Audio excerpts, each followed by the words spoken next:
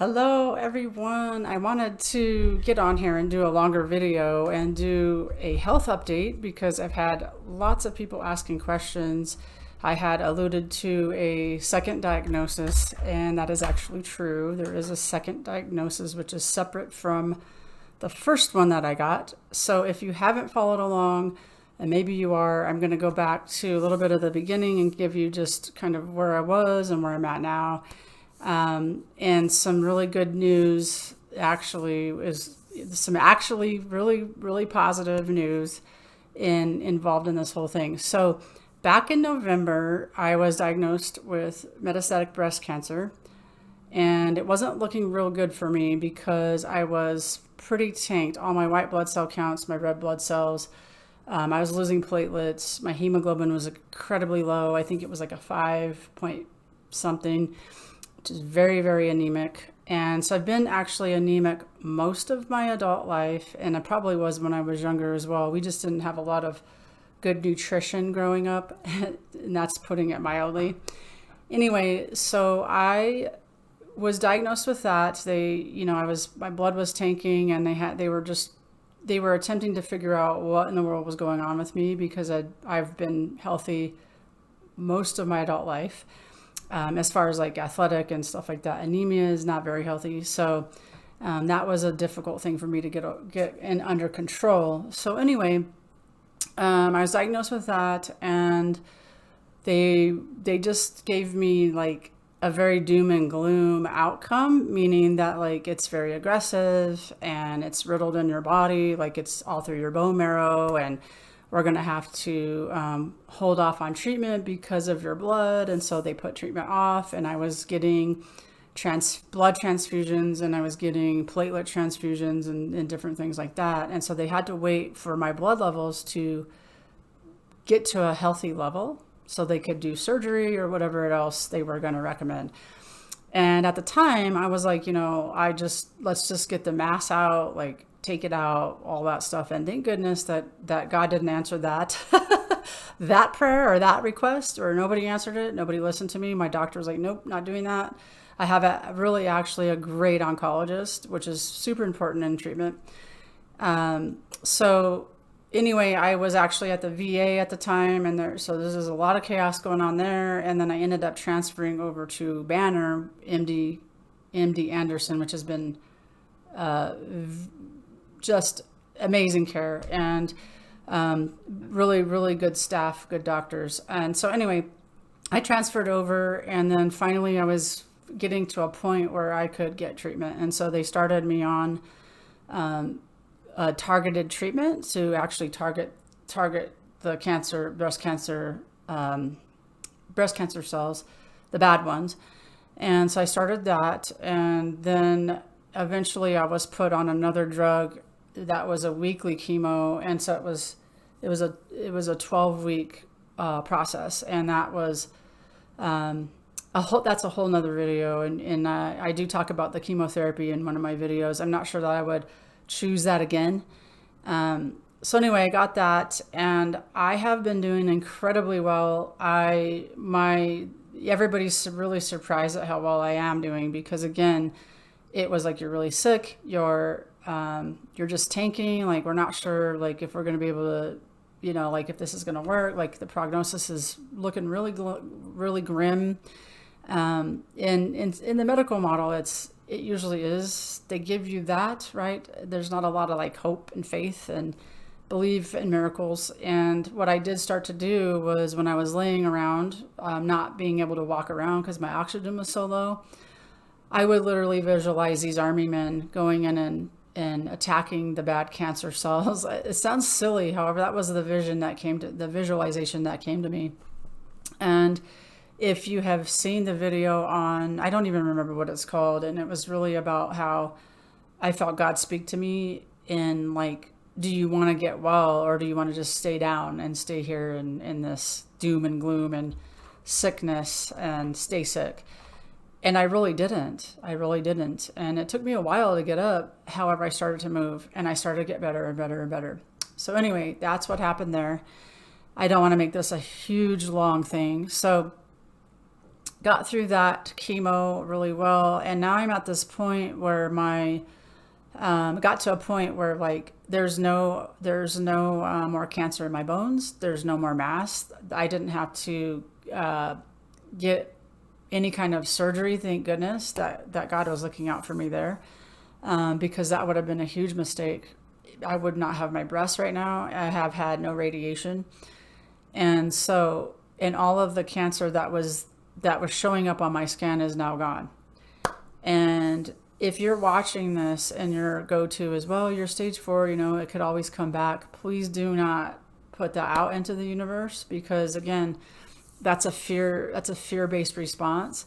That's what maybe other people might believe that. I do not. And I choose to not believe that. I choose to believe and see healthy and well, because I already am healthy and well, and I am healthy and well, and I'm thriving. And my just this week, I have officially been out of anemia, which is like just blows my mind, because I've never been there. Like, I mean, probably at some point I was not anemic. However, most of my life I've been that. So that's been really cool. Now, so something happened a couple months ago where, well, let me go back to November when I was being tested for everything, because I didn't know what was going on with me, because I had just got back from a trip from Costa Rica, and they were like, oh, it's a parasite. Something's going on in your body. You have an infection or whatever. And they were attempting to get to the bottom of it. And so they were doing like every test you could think of. They were incredibly thorough. I was very impressed with that, actually, because a lot of times when I go to the doctor, like, oh, you're fine. And they were not doing that. They were like, no, we're going to get to the bottom of this. The doctor that came in to talk to me, he's like, I'm going to turn over everything to find out what this is. And he ordered everything. So I had a stool test, and it came back positive. And it came back positive for traces of blood in my stools, right? So I took the test from November through, I think it's where we're in June, April through April, took it 3 times, all positive.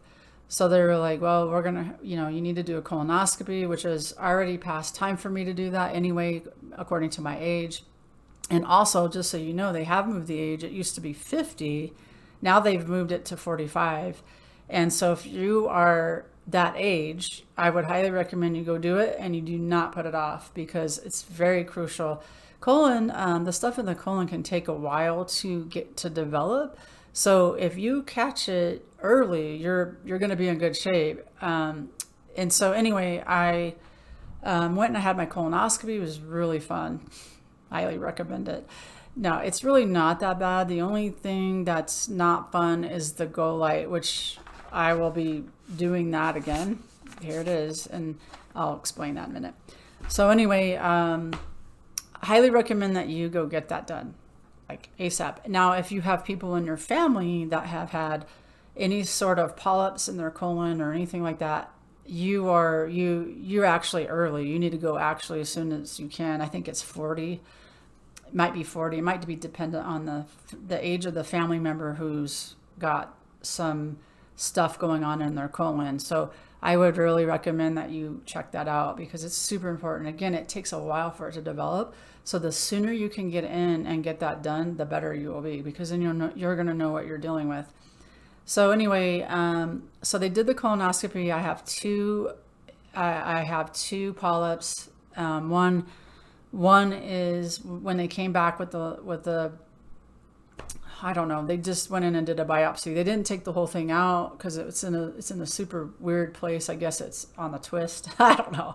Anyway, on the twist, they said, well, you didn't take the whole thing out because you're gonna have to have surgery and blah blah blah. I hardly heard anything because I was high from the medication they gave me.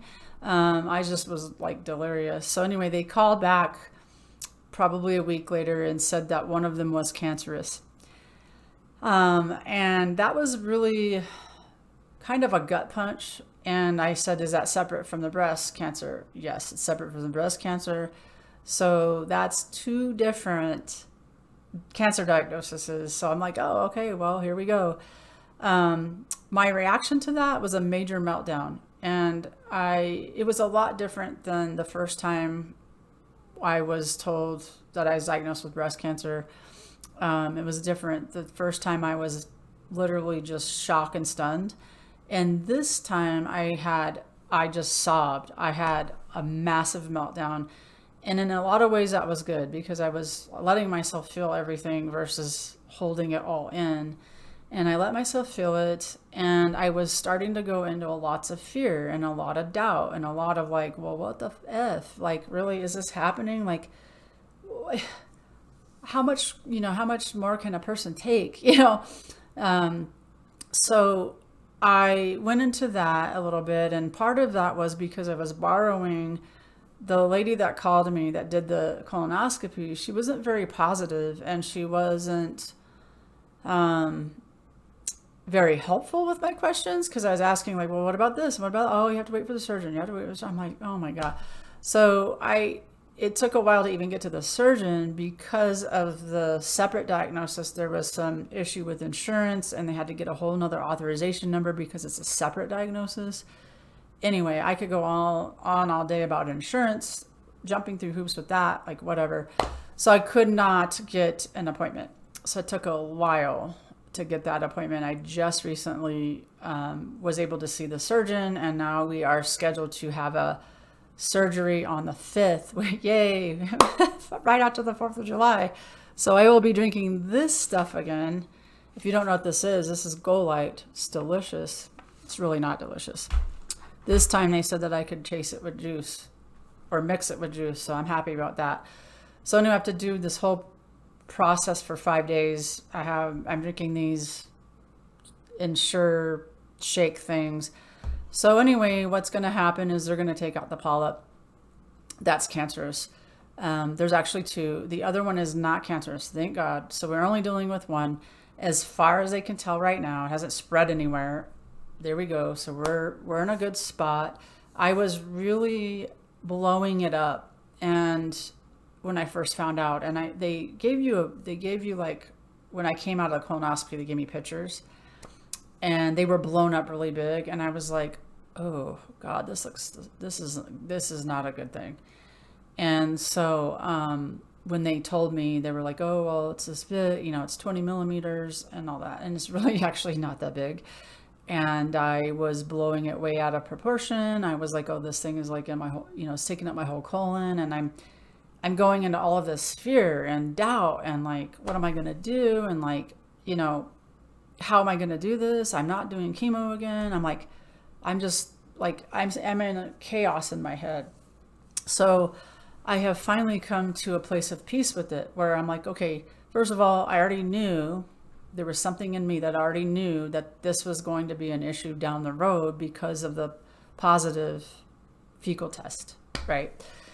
So anyway, I am going in for the surgery on the 5th. So if you are watching, please see me healthy and whole and complete as I already am, and see this zapped out of me. I've been visualizing it every day being just gone. And when they go in there, they're just going to be like, we don't know, there isn't anything here. We don't know what's happening. Just gone, right? I've been doing that consistently, and it really does help, along with praying and having the source energy in my body. And I'm also doing a lot of things to keep myself in a high vibration, which meditating. And, there's this song one of my friends sent me about keeping yourselves happy. It's a song that you sing. I don't know the lyrics right off the top of my head. I could post it in the bottom for you because it's some lady that's singing it, and it's really catchy and really awesome, and it's really affirming your cells and your body. And it's very interesting because I never really had thought about talking to my cells in my body, and I'm doing more of that. Like, your cells want to be happy, they want to be healthy and happy. And so instead of being, well, I'm sick and tired and I'm drained and I'm all of these things, it's like, what could I do differently to keep myself healthy and happy and whole and in peace and harmony? And really, it is not buying into the fear that's plaguing the outside of us. It really is plaguing us, right? The plaguing the world, the fear-based stuff. I was just looking on, like getting on the computer, and MSN comes up, and it's just like all the headlines are bad. I mean, they're all negative. They're all doom and gloom. I mean, they're all very sad and depressing.